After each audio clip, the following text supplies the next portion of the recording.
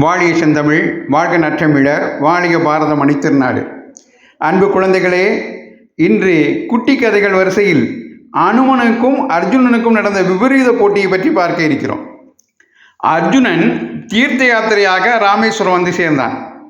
ராமேஸ்வரம் வந்தபோது அங்கே ராமர் கட்டிய சேது பந்தனத்தை, இலங்கைக்கு அமைத்த பாலத்தை பார்த்தான். அந்த பாலம் கற்களால் கட்டப்பட்டிருந்தது. உடனே அவன் அங்கே தனக்குத்தானே சிரித்து கொண்டான்.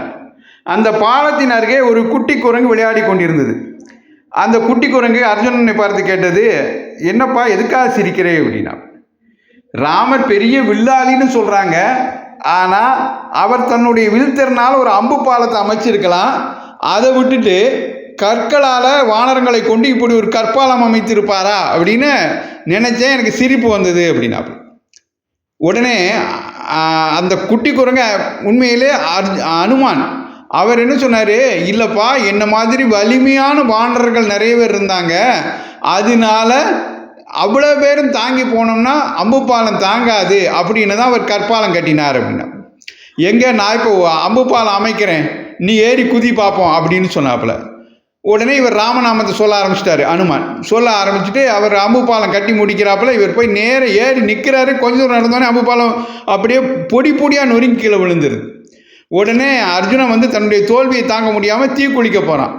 அந்த சமயம் பார்த்தா அங்கே ஒரு பிராமணர் வரார். வந்து என்ன பிரச்சனை அப்படின்னு கேட்குறாப்புல. இப்படி நடந்தது சொல்கிறாங்க. நீங்கள் இதை நான் ஒத்துக்க மாட்டேன், போட்டின்னு வந்தால் அதுக்கு ஒரு நடுவர் இருக்கணும், நடுவர் இல்லாமல் நீங்கள் வச்ச போட்டியை ஒத்துக்க மாட்டேன் அப்படின்னு சொல்லிட்டு அவர் என்ன சொல்கிறாரு, இப்போ நான் நிற்கிறேன், இப்போ நீங்கள் போட்டியை நடத்துங்க, இப்போ நீ அம்பு பாலத்தை விடு அப்படின்னாப்புல.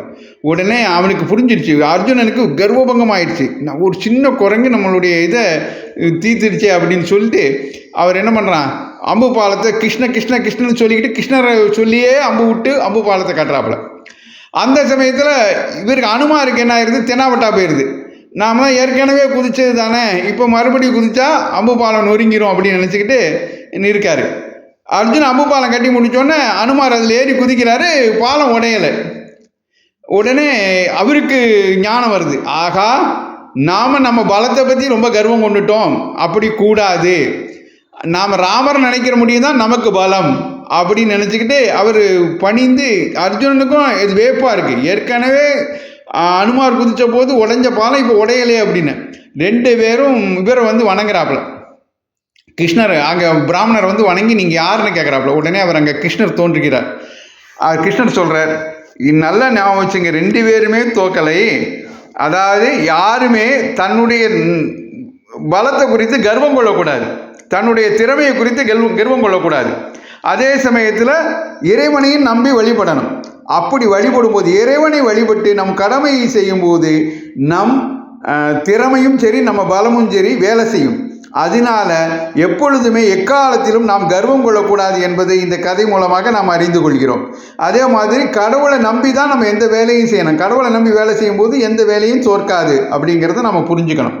ஆக இந்த கதையை படித்த நீங்கள் எல்லோரும் கொஞ்சம் கூட நம்ம கர்வம் வரக்கூடாதுன்னு இறைவனை வேண்டிக் கொண்டு அந்த இறைவனுடைய செயலாக நம்முடைய கடமைகளை தொடர்ந்து செய்வோம். வந்தே மாதரம், வளர்க பாரதம், ஜெய் ஹிந்த்.